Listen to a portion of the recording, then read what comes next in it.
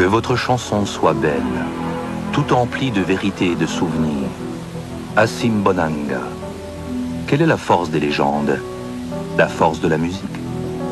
Les conteurs le savaient, les musiciens le savaient. Tout le monde le sait. Les conteurs d'autrefois sont les chanteurs pop d'aujourd'hui. Quand la musique détient la vérité, Sifom Chunu, Johnny Clegg. Que votre chanson soit belle.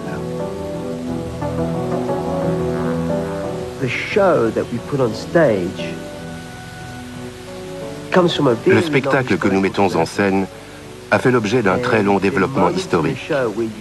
Ces instants du spectacle où vous vous rendez compte que cela ne vient pas du rock'n'roll, que cela ne vient pas de la musique, que cela ne vient pas du côté business, mais que cela vient d'une profonde connexion avec un autre monde, avec une autre culture, avec une autre manière de rêver les choses, avec une autre manière de dire les choses, avec une autre manière de danser, avec une autre manière de faire bouger son corps. Dans un sens, je suis traducteur. Je traduis la culture. Je traduis de la manière dont je l'ai choisi. Je traduis ce que je sais, ce que je comprends et ce que je pense grâce à la musique et à la danse. Et de cette manière, certainement aussi grâce aux paroles que j'écris, les gens réagissent bien. Car c'est exactement ce que je suis.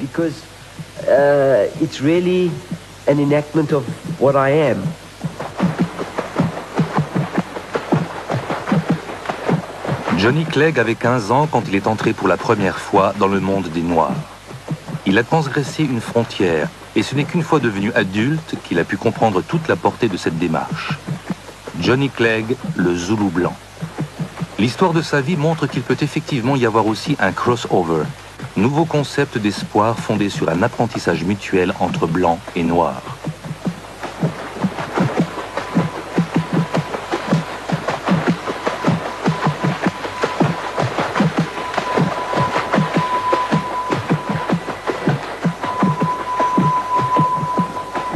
Les Blancs sont venus par la mer. Leur richesse, leur progrès reposaient sur la traite des esclaves noirs.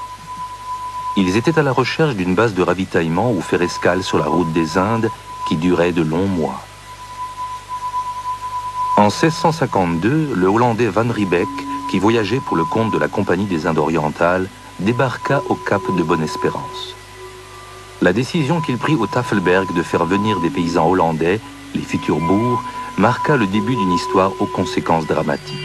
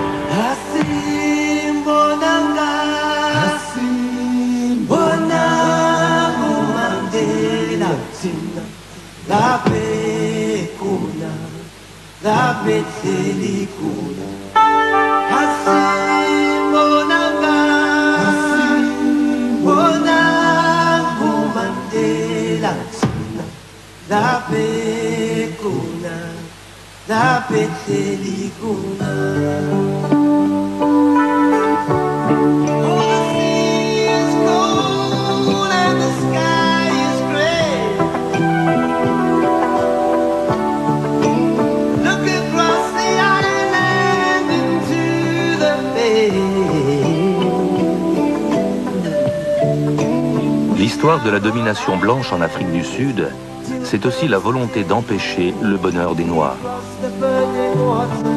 C'est l'histoire de Nelson Mandela, l'apartheid, et c'est aussi une histoire d'espoir.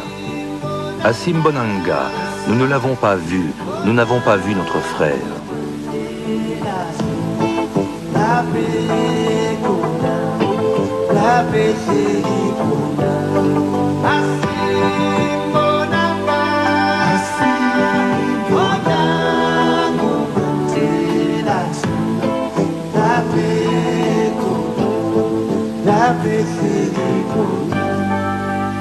Stephen Biko.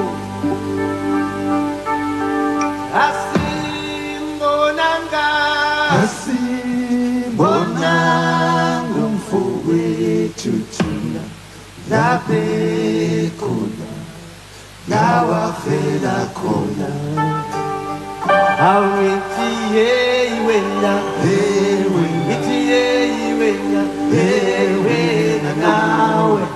Sofika nini lasi yako asibonanga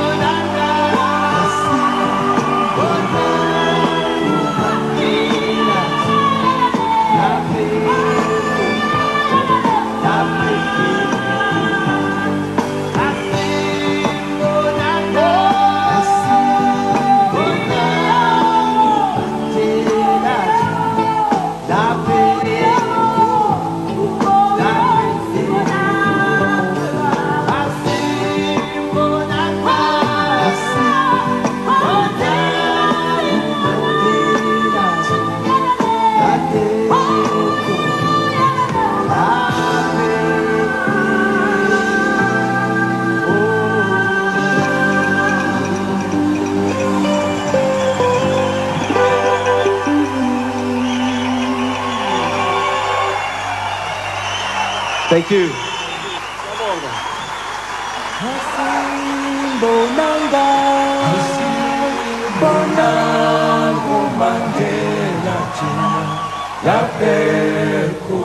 The power of the narrative, for me, Le pouvoir de narration, pour moi, c'est l'espoir. because the narrative gives you the Car la sense narration vous donne la sensation que vous êtes en mouvement, that you are in que vous motion, avez un début et une fin. and on that Votre journey, histoire sera racontée. On ne vous oubliera pas. On ne vous oubliera pas. Vous avez une histoire.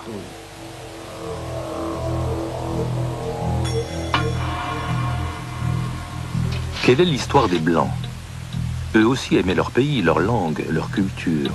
Mais leur identité reposait sur le refus du bonheur des Noirs, l'apartheid.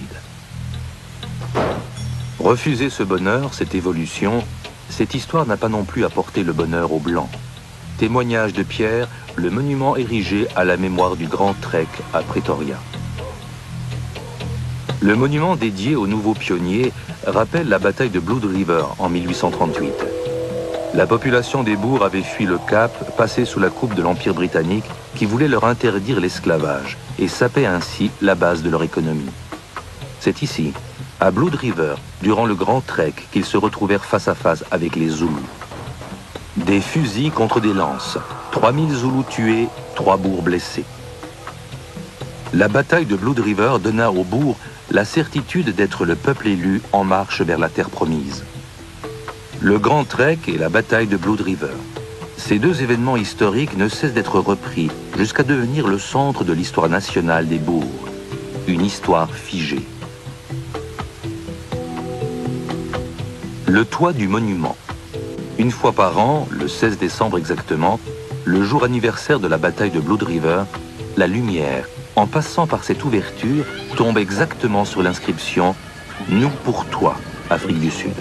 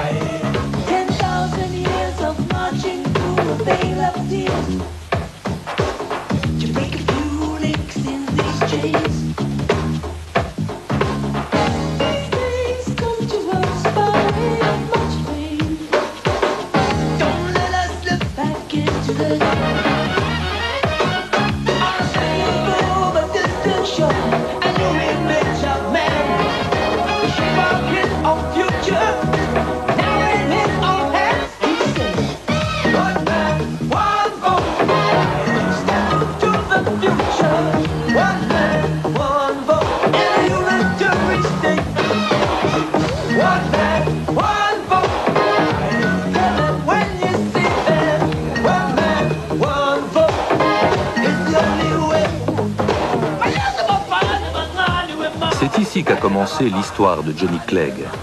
Un soir, il avait 15 ans, il est entré dans ce magasin faire des courses pour sa mère. Il a entendu une guitare. Il a d'abord pensé que c'était de la musique folk, mais l'homme chantait en zoulou. Sa guitare était accordée différemment et il en jouait de façon totalement différente. Le noir ne parlait pas anglais et Johnny ne comprenait pas le zoulou. Pourtant, Charlie Mzila fut le premier vrai professeur de Johnny Clegg.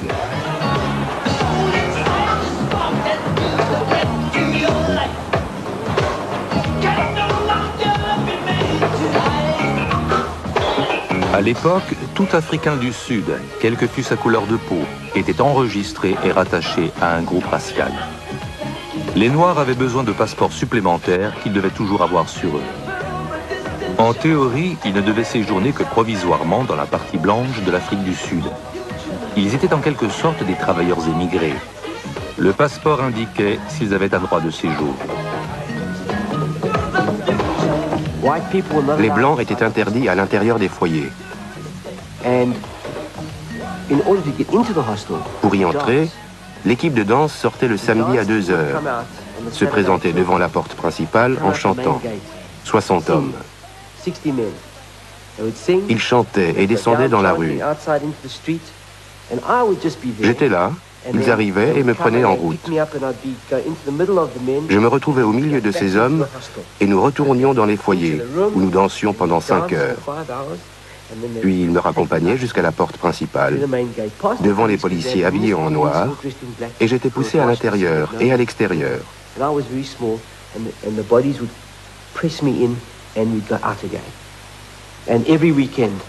Chaque week-end, pendant des années, c'est comme ça que je pouvais entrer.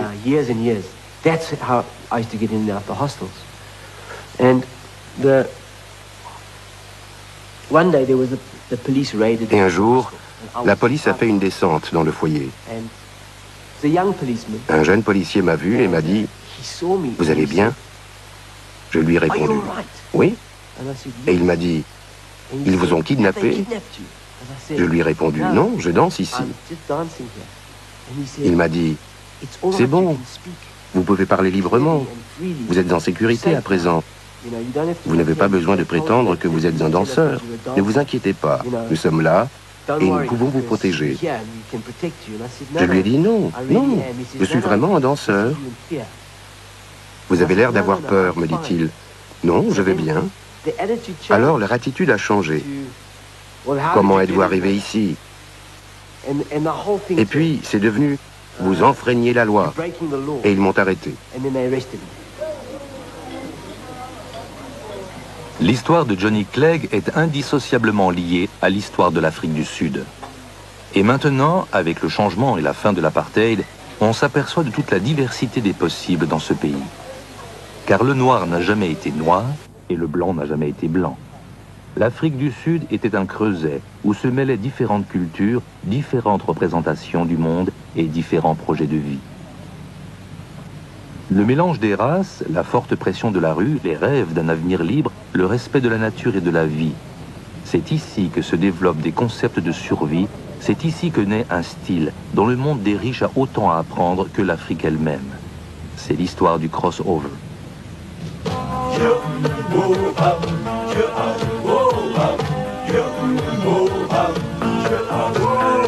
Ils ont été dispersés à tous les vents, les fugitifs, les yeux vides et les pensées fatiguées, à la recherche d'un asile dans la nuit. Scatterlings of Africa, apatrides, sur la route de Felamanga, là où le monde commençait.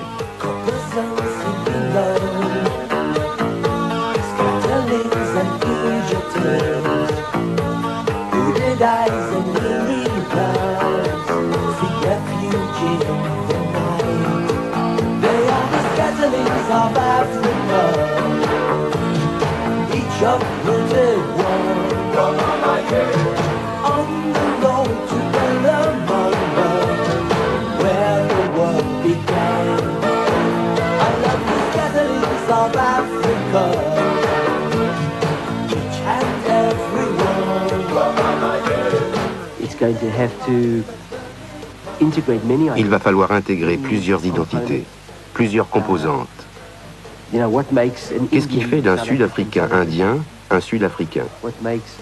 D'un Sud-Africain juif un Sud-Africain? D'un Sud-Africain africain un Sud-Africain. And these things are related to Ces choses sont liées à bon nombre de mécanismes culturels et psychologiques que nous avons développés entre nous, à l'intérieur du pays, pour arriver à nous en sortir. Et la manière dont nous arrivons à nous tolérer va devenir une part de notre identité. Ce n'est pas le fait d'être sud-africain. Être sud-africain va devenir une manière de nous occuper de nos problèmes. C'est une solution sud-africaine. Seuls les Sud-Africains la conçoivent. C'est ce qui fait qu'on est Sud-Africain.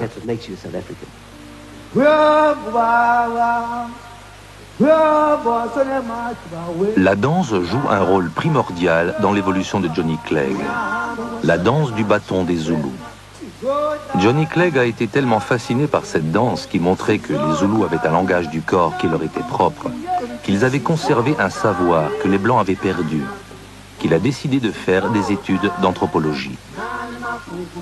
Il est devenu capable de chercher le principe qui transcende le noir et le blanc, le crossover, l'avenir de l'Afrique du Sud.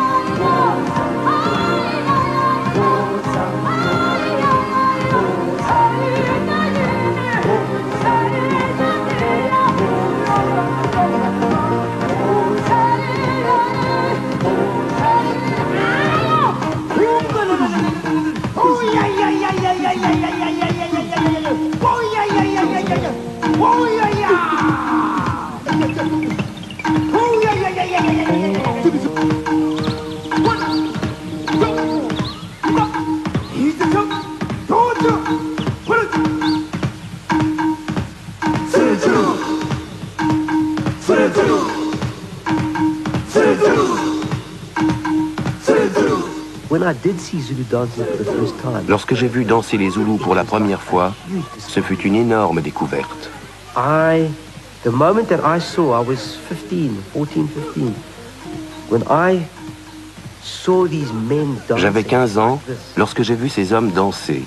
It was for me a moment. Et à ce moment, l'univers m'a dit, tu viens de tomber sur un grand mystère. Et si tu le veux, tu peux trouver la réponse. And if you want it, you can find out the answer. The dance for me was, I think, the most important because it situated me in a physical universe. La danse était pour moi la chose la plus importante, car elle me plaçait dans un univers physique, un nouvel univers physique, culturel. Ce n'était pas ma culture, mais elle l'est devenue. Elle m'a également appris les mouvements du corps. D'une certaine manière, je le ressentais physiquement. Ce n'était pas de simples notes, un son abstrait. C'était agréable et intéressant. En fait, je me sentais changé. Lorsque vous dansez, vous changez. Vous devenez quelque chose de différent.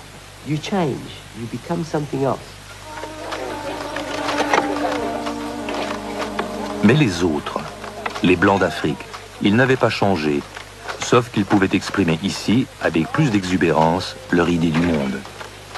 Les matières premières, les diamants, l'or, la destruction de la nature, l'Afrique va mettre du temps à panser ses plaies. L'apartheid, la répression du développement, est presque une émanation obligée de la vision du monde des Blancs. Le crossover, c'est le contraire de l'apartheid.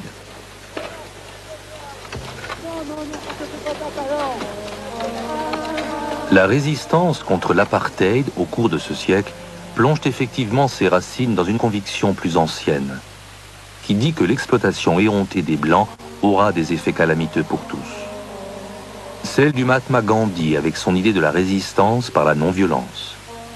Il a élaboré ce concept dans les années 20, alors qu'il était avocat en Afrique du Sud. L'histoire du Mahatma Gandhi et celle de Nelson Mandela sont fascinantes, parce qu'elles sont pleines de réconfort, parce qu'elles laissent entrevoir que l'exploitation des hommes et de la nature n'ont effectivement aucun avenir. Une ville fantôme allemande en Namibie, Kolmanskoupe. On y sent encore la présence de ces esprits qui voulaient absolument établir un morceau d'Allemagne dans ce désert en bordure de la côte atlantique de l'Afrique du Sud. Kolmanskoupe, c'est ici, en 1908, que l'ingénieur du génie ferroviaire, August Strauer, trouva pour la première fois des diamants en bordure des voies. Et durant une brève période, ces diamants ont effectivement semblé donner un sens à l'aventure coloniale allemande. Kolmanskoupe est à un jet de pierre de Lüderitz. La ville porte encore ce nom hérité d'un négociant de Brême, Adolf Lüderitz, qui pour quelques fusils acquit en 1883 ce territoire qui allait devenir le sud-ouest africain allemand, puis la Namibie. 3 fois grand comme le Reich allemand de l'époque, il est en fait surtout constitué de déserts. C'était le dernier territoire africain à ne pas être encore pris. À peine un an plus tard, Adolf Lüderitz demande au Reich allemand une protection militaire. C'est le début officiel de l'histoire coloniale allemande. Le vieux gymnase d'époque à Kolmanskoupe. La colonisation allemande est de courte durée. Elle prend fin avec la capitulation du 9 juin 1915 face aux Anglais. Mais dans l'histoire des peuples, ce chapitre s'inscrit comme l'un des plus cruels de toute l'histoire coloniale avec le génocide des Herero.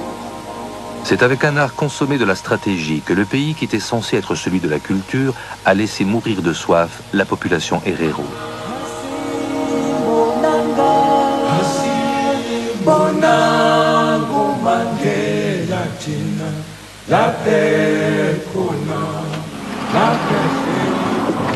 Au début des années 90, la fin de l'apartheid a redonné un rôle actif à l'Allemagne en Afrique du Sud, avec notamment l'intervention de la GTZ, Société pour la coopération technique. Cette institution, qui regroupe essentiellement les travaux de la République fédérale d'Allemagne en matière de développement, peut maintenant se targuer d'une expérience de 25 ans.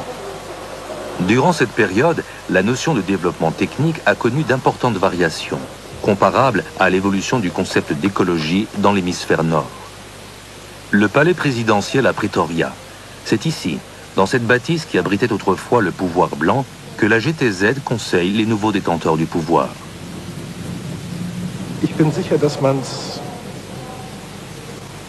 sehr gut nachverfolgen kann. Je suis sûr que l'on peut très bien voir comment a évolué ce concept technique, de quelle façon il s'est élargi pour dépasser l'acceptation traditionnelle d'aide au développement, où l'on apprend à creuser des puits ou à construire des maisons. C'est un aspect qu'il ne faut pas négliger, parce que ce sont des besoins de base qui restent et resteront d'actualité. Mais ce concept de conseil technique a été élargi à des domaines tels que la politique économique, la politique fiscale et même la politique tout court. On dit souvent que nous faisons de l'ingérence. Or, je pense que c'est une erreur de le voir ainsi. En tout cas, cela ne correspond pas à mes expériences qui montrent que de plus en plus, nous mettons en place un partenariat. Dans la mesure où les problèmes très spécifiques auxquels nous sommes confrontés dans ces pays deviennent nos problèmes et que nous sommes forcés d'y trouver des réponses. Cela revient à être toujours capable de remettre en question sa propre façon de penser, le travail de développement. Les grands projets techniques, les barrages, tout cela n'a plus valeur de solution dans des systèmes écologiques complexes. Apprendre au contact de la nature. Au fil de l'évolution, le dracéa ou dragonnier a appris à développer des systèmes de réserve qui lui permettent de survivre dans les zones désertiques. L'eau, tel est l'élément le plus précieux dans ces pays.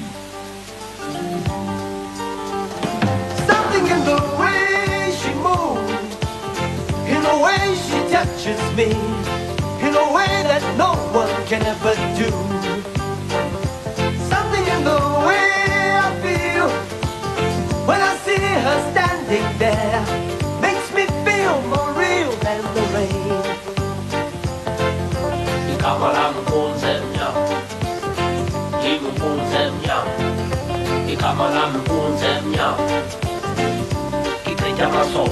Standing on the corner, there's nothing warmer than holding her heart and close to me.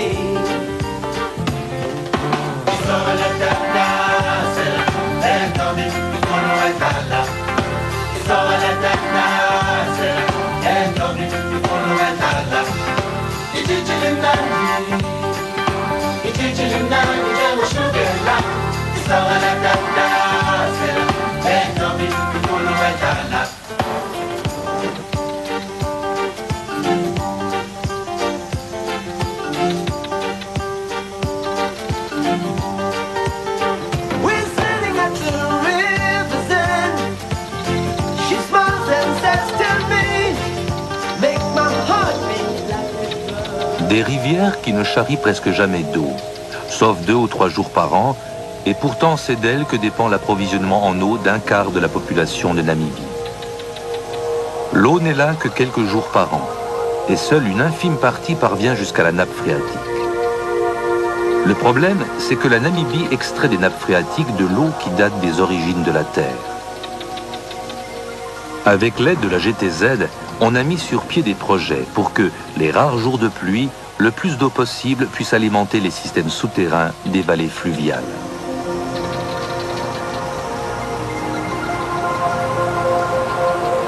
Un spectacle rare, la pluie en Namibie.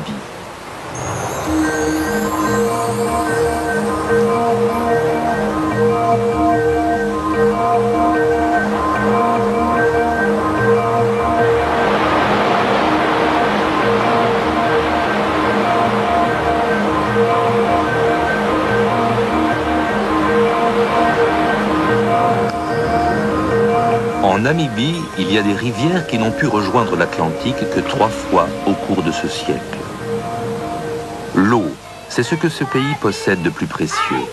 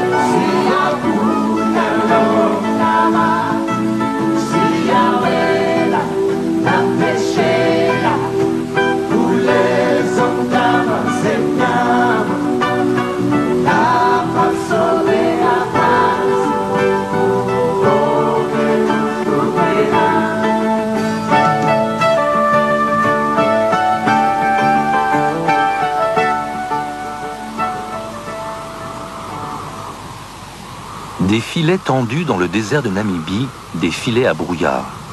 En une année, ces filets recueillent 1,5 litre d'eau par mètre carré. Elle provient de la rosée nocturne du désert. Ces filets relèvent d'une action unique en son genre menée par un institut de recherche en Namibie, Gobabeb.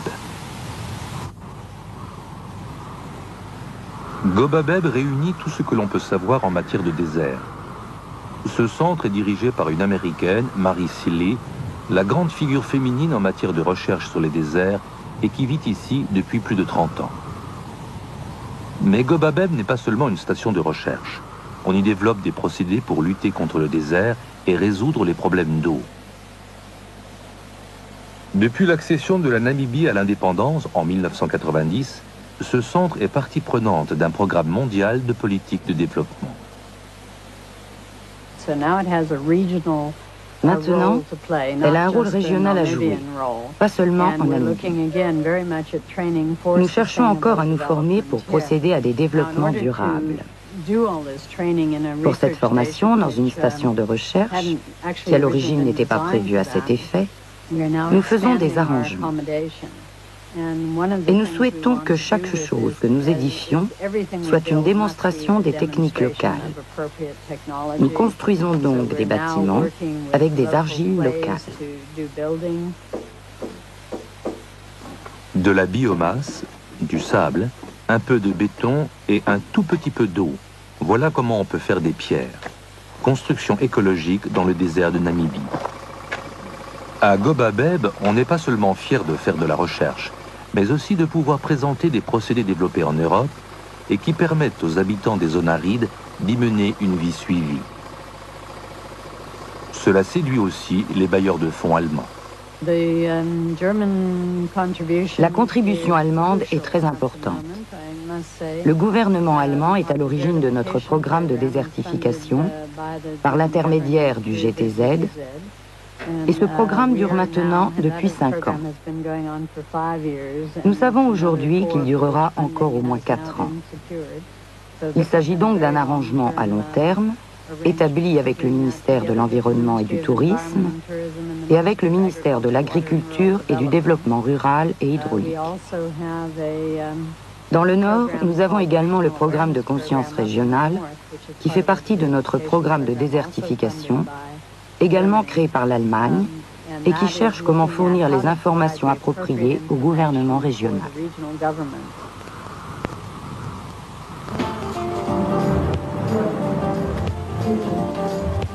Cette statue équestre rappelle l'intervention des troupes allemandes de protection à Windhoek. Dans cette ancienne capitale du sud-ouest africain allemand, beaucoup de choses rappellent l'ancienne présence allemande. Et c'est ainsi que l'on est particulièrement fier de la station d'épuration communale de Windhoek. En 1969, c'était la première station d'épuration au monde qui pouvait retransformer les eaux usées en eau potable. Aujourd'hui, cette station fournit 30% de l'eau nécessaire à Windhoek. Une technologie qui a vu le jour en Namibie et qui a servi d'exemple dans le monde entier. L'avenir de la Namibie dépend entièrement d'installations de ce type. Il faut aussi parvenir à développer d'autres procédés de transformation biologique comme ceux de Windhoek. Ce qui ressemble à un étang idyllique est en réalité une des étapes de l'épuration de l'eau dans la station de Gorngab à Windhoek. Cette installation modèle, qui a demandé des années de recherche, sera l'un des fleurons du pavillon africain à Expo 2000 à Hanovre.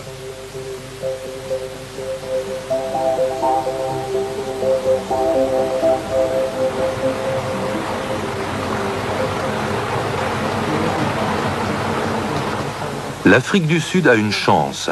L'Afrique du Sud est une chance. C'est la raison pour laquelle elle représente aussi un challenge en matière de politique de développement. Collaboration technique, conseil au niveau politique, désormais l'aide au développement n'est plus à sens unique.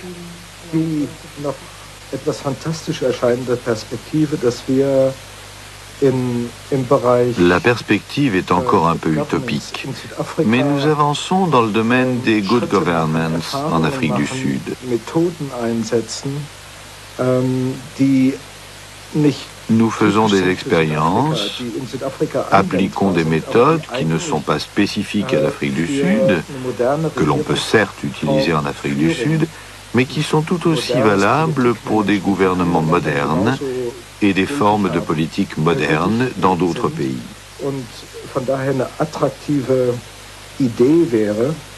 Ce qui serait très séduisant, ce serait de répercuter en Allemagne des expériences que nous faisons ici en Afrique du Sud, de battre en brèche des processus qui ont certes fait leurs preuves, mais qui ne sont sans doute plus adaptés aux exigences actuelles d'une société globale et de transposer ça en Allemagne. Ce serait un aspect passionnant du crossover.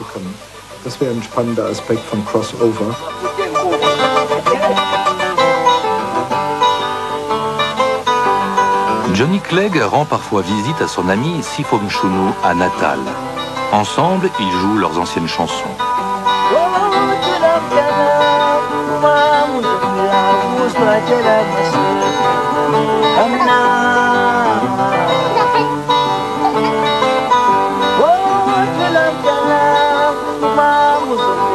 who's breaking up my sleep. I'm not Ibanda. I'm not. I'm not Ibanda. I'm not. I'm not Ibanda. I'm not. I'm not Ibanda. I'm not.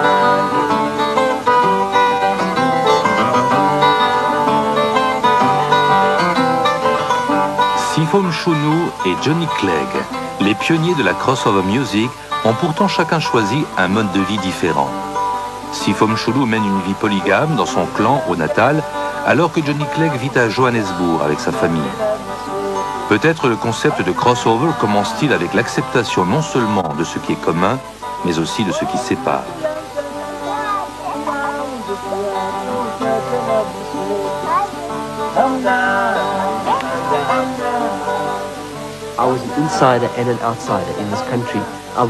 J'étais à la fois initié et étranger, heureux dans les deux cas d'ailleurs. Parfois, je dois construire ma propre position. Je pense donc qu'en tant qu'auteur, ce fut une source d'énergie psychique importante, car il y a une tension permanente.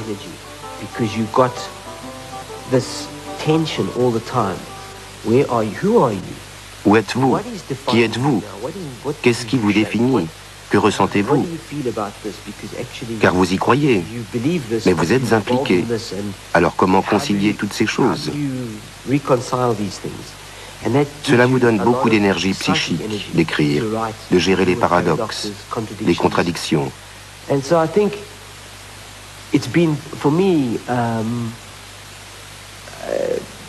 C'est très dur, mais j'en suis heureux. Ça a été une partie de mon moteur créatif d'auteur et de ce que je suis.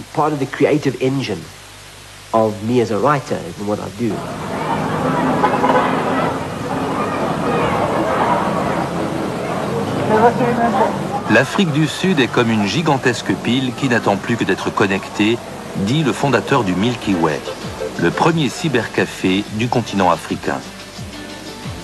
Si tu mets ce pays en réseau, tu vas obtenir une véritable centrale culturelle et économique. Et avec la mise en réseau mondiale, le crossover, ce métissage de cultures différentes, cette notion issue de la politique de développement va représenter l'avenir pour nous tous. En Afrique du Sud, peut-être encore plus qu'ailleurs.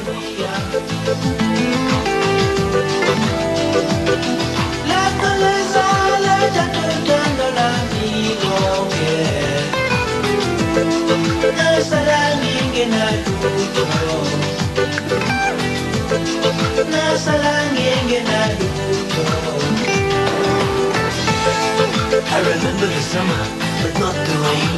A memory of fire, but not the pain. There's a vision in my head of a gun on the bed. A message in your eye which your lips never said. If you touch me now, I will fly like a bleeding dove. Ooh, I want your crocodile love.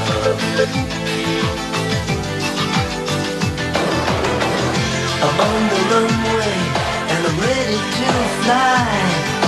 I know I'm going to find you under the sky.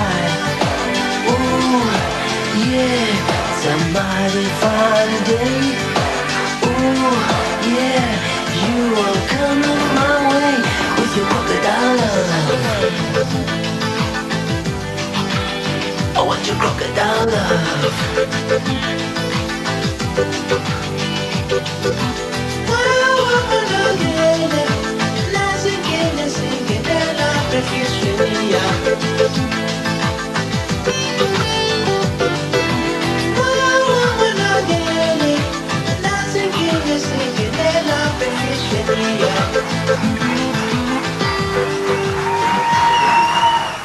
La crossover story. Cette histoire pourra débuter quand nous commencerons à considérer nous-mêmes notre propre développement avec un regard neuf.